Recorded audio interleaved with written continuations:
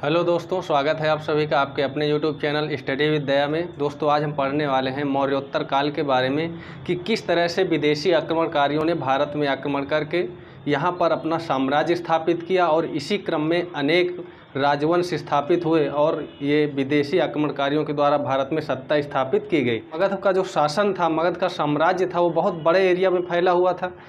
तो जब मगध साम्राज्य से मौर्य वंश का अंत होता है तो यहाँ पर विभिन्न देशी राजाओं के द्वारा छोटे छोटे भागों में बंट जाता है, जिसमें हमने कल पढ़ा था जो है शुंग वंश, कण्व वंश या फिर सातवाहन वंश, जो कि दक्षिण भारत में था सातवाहन वंश।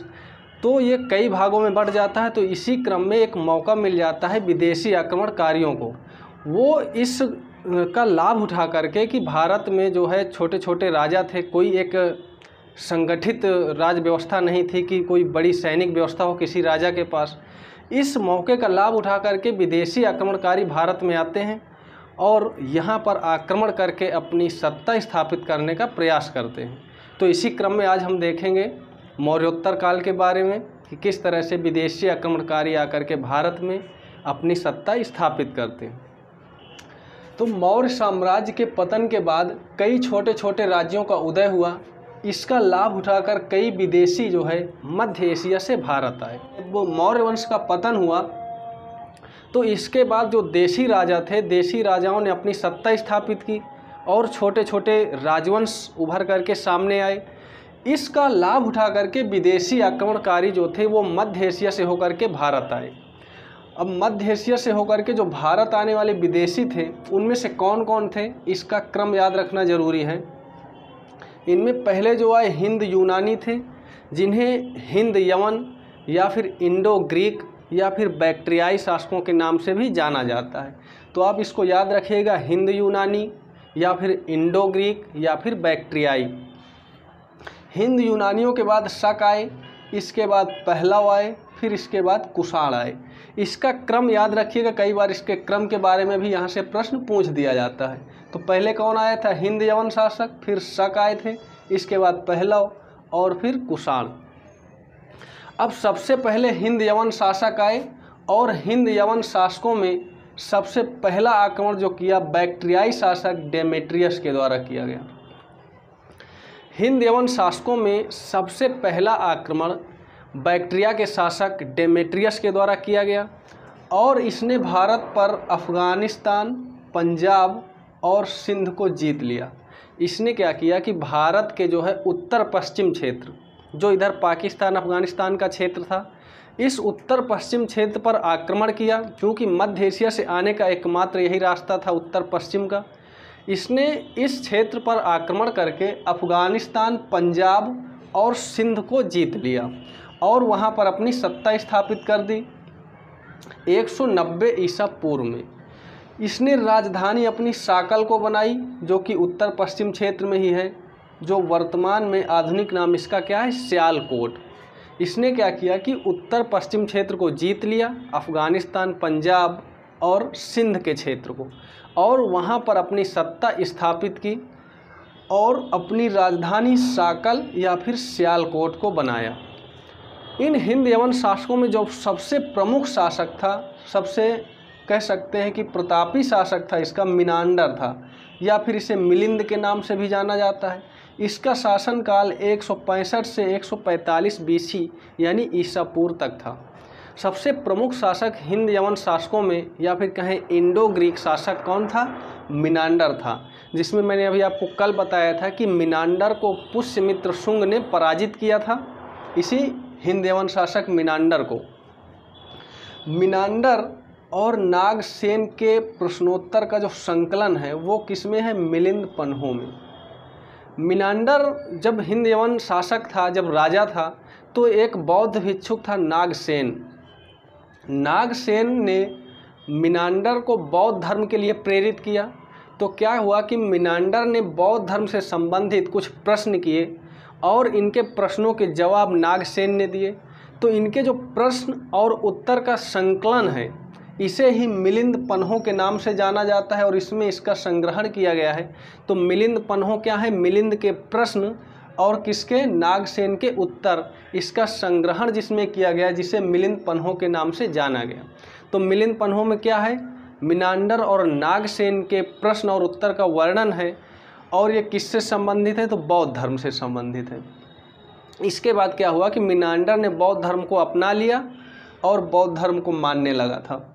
अब यहाँ पर इसके कुछ प्रभाव पड़े। देखिए, जब भी कोई विदेशी आक्रमणकारी आए भारत में, जैसे कि आपने पहले ईरानी आक्रमण पढ़े थे, उसका कुछ प्रभाव पड़ा था। हिंद यवन शासक वैसे ही जब भारत में आए तो इनके कुछ प्रभाव अपने छोड़ के गए। क्या प्रभाव पड़ा उसका, कि सर्वप्रथम इन्होंने सोने के सिक्के चलाए। अगर किसी शासक ने सर्वप्रथम सोने के सिक्के चलाए तो वो थे हिंद यवन शासक। कई बार ये प्रश्न में पूछा गया है कि सर्वप्रथम सोने के सिक्के किसके द्वारा चलाए गए, तो हिंद यवन शासकों के द्वारा, या फिर इंडो ग्रीक शासकों के द्वारा, या फिर बैक्ट्रिया के शासकों के द्वारा। तो आप इसको, ये एक ही हैं, समझ जाइएगा, ये पॉइंट याद रखिएगा। ये प्रथम शासक थे जिनके सिक्कों से काल एवं राजा की निश्चित जानकारी मिलती है। इसमें एक और विशेषता थी कि जो ये सिक्के जारी किए थे उसमें काल यानी समय की और राजा के चित्र अंकित किए गए थे, जिससे क्या हुआ कि इतिहास को लिखने में काफ़ी मदद मिली और एक निश्चित जानकारी मिली। इन सिक्कों के माध्यम से एक निश्चित अवधि और निश्चित राजा की किस अवधि में कौन से राजा का शासन था उसकी जानकारी मिली, और आगे चल कर के इसी प्रथा को भारतीयों ने अपनाया और इतिहास को लिखने में जो इसका समय है, इसके समय के अकॉर्डिंग निश्चित अवधि के अनुसार लिखने में काफ़ी मदद मिली और इतिहास को लिख पाए। तो इसकी विशेषता क्या थी सिक्कों की, कि इनमें समय यानी अवधि और राजा के चित्र अंकित किए जाते थे। ठीक है, इसका प्रभाव में याद रखिएगा कि इसने सोने के सिक्के चलवाए और इसमें काल और राजा के चित्र अंकित किए गए। तो हिंद यवन शासकों में क्या हमने पढ़ा कि हिंद यवन शासकों में सबसे पहला आक्रमण बैक्ट्रिया के शासक डेमेट्रियस ने किया था। इसने भारत पर आक्रमण करके उत्तर पश्चिम के क्षेत्र को जीता और वहाँ पर अपनी सत्ता स्थापित की। इसके बाद इसका सबसे प्रमुख शासक मिनांडर हुआ, जिसका युद्ध किससे हुआ था, पुष्यमित्र शुंग से, और पुष्यमित्र शुंग ने मिनांडर को पराजित किया था इस युद्ध में। और मिनांडर नागसेन के मध्य जो संवाद हुआ था उसका संकलन किस में है, मिलिंद पन्हों में है। इसने सोने के सिक्के जारी किए और इसमें काल और राजा के चित्र का अंकित किया जाना इसकी प्रमुख विशेषता है। इसके बाद गांधार कला के विकास में हेलेनिस्टिक आर्ट का योगदान, ये एक विशेष प्रकार की आर्ट थी जो कि हिंद यवन शासकों की थी, और इस आर्ट का योगदान गांधार कला पर काफ़ी इसका प्रभाव पड़ा और गांधार कला के विकास में इस हेलेनिस्टिक आर्ट का योगदान देखने को मिलता है। और एक जो आप आज देखते हैं नाट्य में पर्दा का प्रचलन, जो आप देखते हैं कि नाट्य मंच में पर्दा उठाने और गिराने का जो प्रचलन है, ये भी हिंद यवन शासकों की देन है। तो नाट्य में पर्दा का प्रचलन ये कहाँ से आया, हिंद यवन शासकों के द्वारा। और नाट्य में आज भी आप देखते होंगे कि पर्दा उठाने और गिराने का प्रचलन है।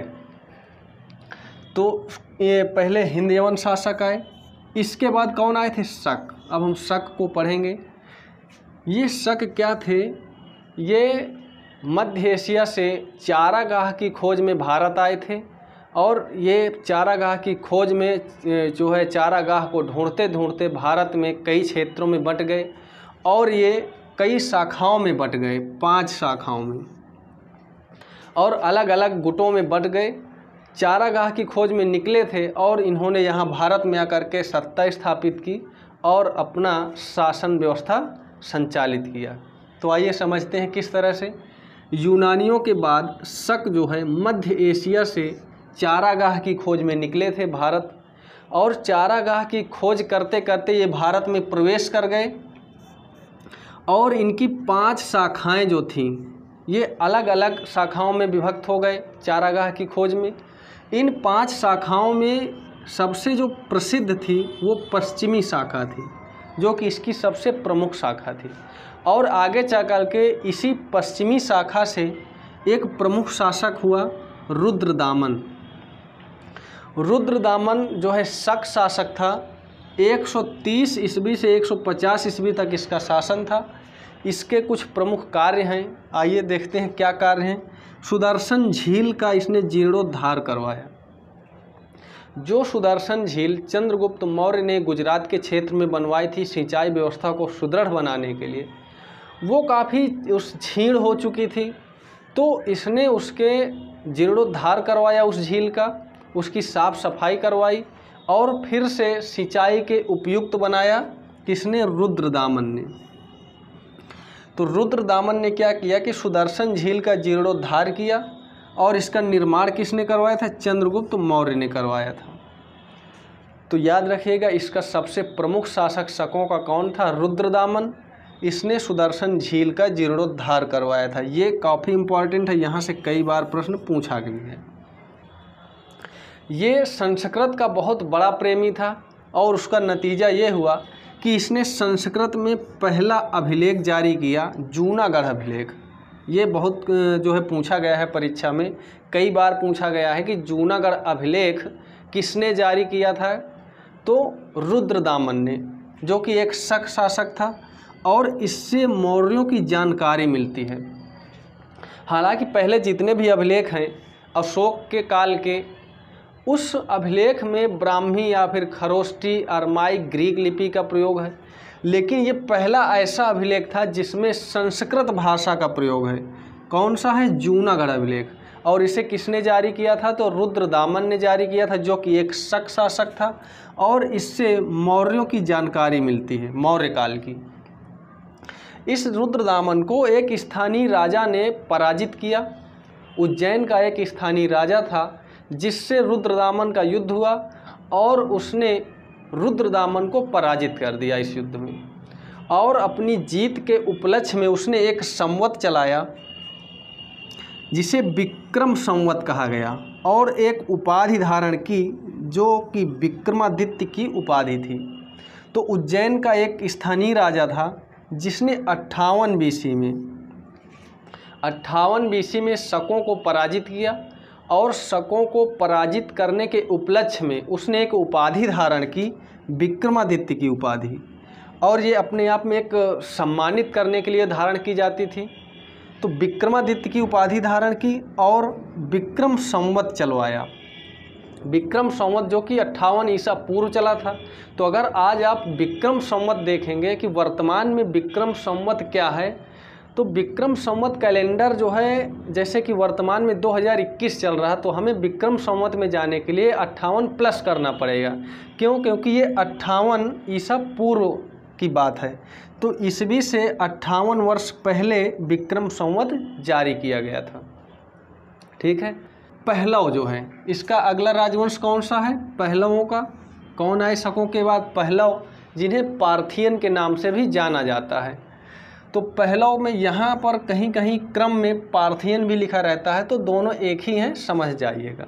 शकों के बाद पहलव आए और पहलव से ज़्यादा ऑब्जेक्टिव नहीं बनते हैं। इसकी राजधानी क्या थी? तक्षशिला थी, क्योंकि ये भी मध्य एशिया से होकर के आए थे और उत्तर पश्चिमी क्षेत्र में तक्षशिला में, जो कि मौर्यों के समय शिक्षा का एक प्रमुख केंद्र होता था, उसको अपनी राजधानी बनाया। और इसका प्रमुख शासक कौन था? गोंदोफर्निस था। इसका प्रमुख शासक गोंदोफर्निस था, राजधानी तक्षशिला थी। इसके समय में एक सेंट थॉमस नाम का जो है क्रिश्चियन आया था, तो ईसाई धर्म के प्रचार प्रसार के लिए। तो यहाँ से कई बार प्रश्न एक बार पूछा भी गया है कि सबसे पहले ईसाई धर्म को प्रचार प्रसार करने का श्रेय किसको जाता है? सेंट थॉमस को। किसके काल में आए थे? तो पहलव वंश के समय सेंट थॉमस नाम का एक व्यक्ति आया था ईसाई धर्म के प्रचार प्रसार के लिए। इसके बाद हम कुषाणों को पढ़ते हैं, जो कि बहुत ही महत्वपूर्ण है और यहाँ से काफ़ी सारे प्रश्न भी पूछे जाते हैं। कुषाणों का शासन उत्तर भारत से लेकर के पश्चिम भारत और इधर पूर्व तक फैला हुआ था।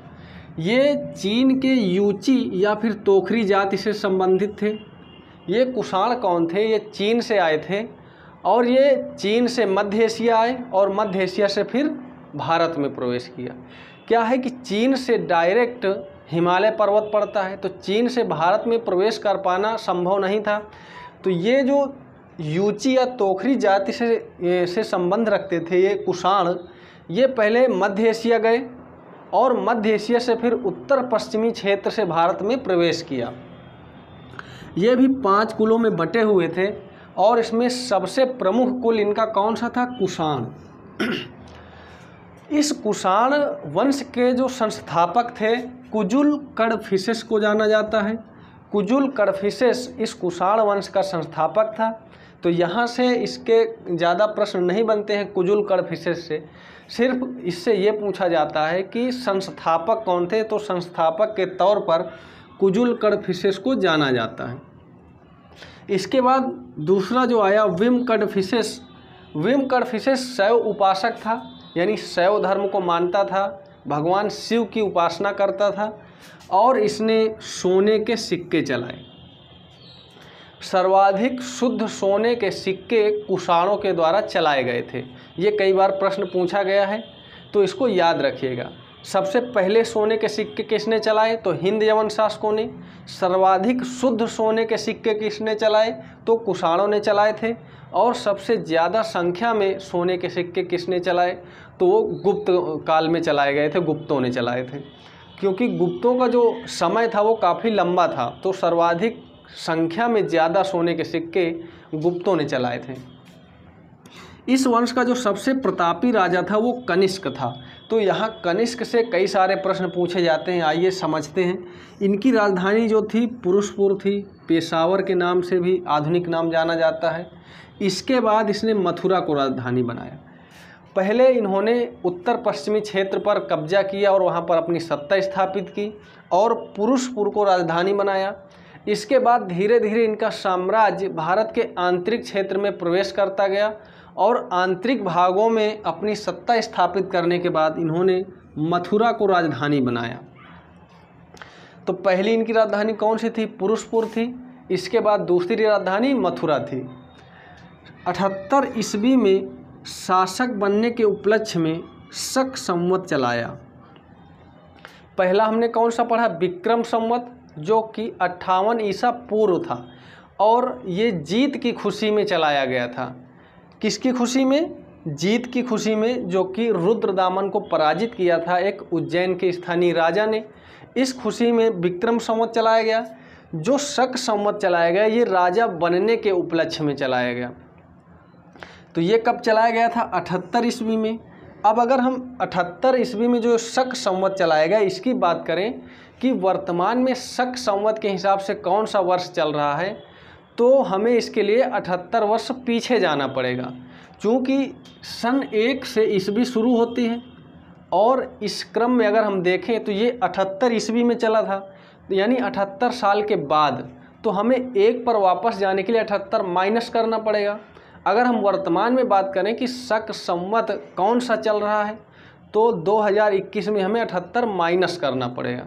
उसमें क्या? विक्रम संवत में 58 प्लस करना पड़ता है। और वर्तमान में राष्ट्रीय कैलेंडर जो हमारा है, राष्ट्रीय पंचांग, वो शक संवत पर आधारित है। राष्ट्रीय कैलेंडर हमारा कौन सा है? शक संवत। तो यहाँ से कई बार प्रश्न ये भी पूछा गया है कि राष्ट्रीय कैलेंडर में या फिर शक संवत में पहला और लास्ट महीना कौन सा होता है? तो इसका पहला महीना चैत्र से शुरू होता है, चैत्र जो है बैसाख, ज्येष्ठ, इस तरह से लास्ट महीना फाल्गुन का रहता है। और ये मार्च के जो है 21 या 22 मार्च से शुरू होता है। तो इसको याद रखिएगा। रेशम मार्ग पर अधिकार था। क्या हुआ कि जो रेशम है, इस तरह से ये भारत है मान लीजिए, और भारत का जो शासन था यहाँ पर जो है उत्तर पश्चिम से लेकर के मथुरा तक कुषाणों का शासन था। यहाँ चीन में रेशम उत्पादन होता था और इस तरह मध्य एशिया में व्यापार होता था। तो चीन में रेशम उत्पादन होता था, चीन रेशम का उत्पादक था और व्यापार इसका मध्य एशिया से होता था। तो इस रेशम मार्ग पर अधिकार जो है कनिष्क ने प्राप्त कर लिया था और यहाँ से काफ़ी संख्या में टैक्स प्राप्त किया जाता था और काफ़ी ज़्यादा टैक्स की प्राप्ति होती थी, जिससे कि ये कुषाणों को जो है धनवान बनाया काफ़ी। और ये जो है इतना ज़्यादा इससे पैसा प्राप्त किया कि इन्होंने सर्वाधिक शुद्ध सोने के सिक्के चलाए थे।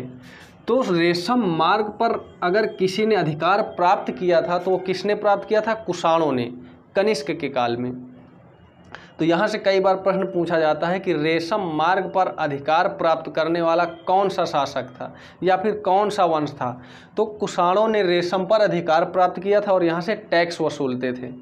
रेशम पर टैक्स वसूल करके इन्हें काफ़ी ज़्यादा धन प्राप्त होता था। इसके बाद जो है महायान शाखा को ये मानता था कनिष्क। जो बौद्ध धर्म दो भागों में टूट गया था, हीनयान और महायान। तो कनिष्क जो है महायान शाखा को मानता था बौद्ध धर्म की। और इसी के समय चौथी बौद्ध संगीति हुई। कनिष्क के ही शासन काल में चौथी बौद्ध संगीति हुई, जिसकी अध्यक्षता वसुमित्र ने की थी और इसके उपाध्यक्ष के तौर पर कौन जाने जाते हैं, अश्वघोष। तो अगर आपने बौद्ध धर्म पढ़ा होगा अच्छे से तो आपको याद होगा कि ये चौथी बौद्ध संगीति कहाँ संपन्न हुई थी।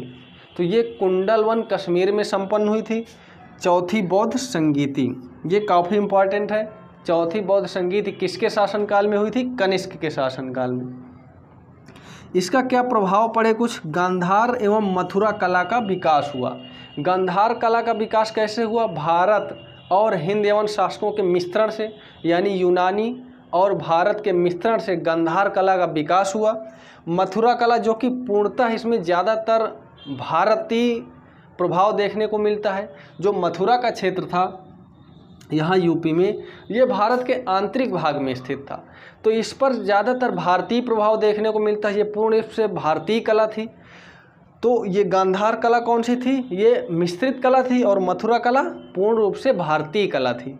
तो सबसे ज़्यादा गांधार एवं मथुरा कला का विकास इसी कुषाणों के काल में होता है, कनिष्क के काल में। कुछ व्यक्ति हैं और उनकी रचनाएं हैं इस काल से संबंधित। अश्वघोष, जिसने बुद्ध चरित्र की रचना की थी, जिसे बौद्धों का रामायण के नाम से जाना जाता है। तो अश्वघोष ये कई बार पूछा गया है और आगे भी पूछा जाता रहेगा। अश्वघोष ने किसकी रचना की थी, बुद्ध चरित्र की।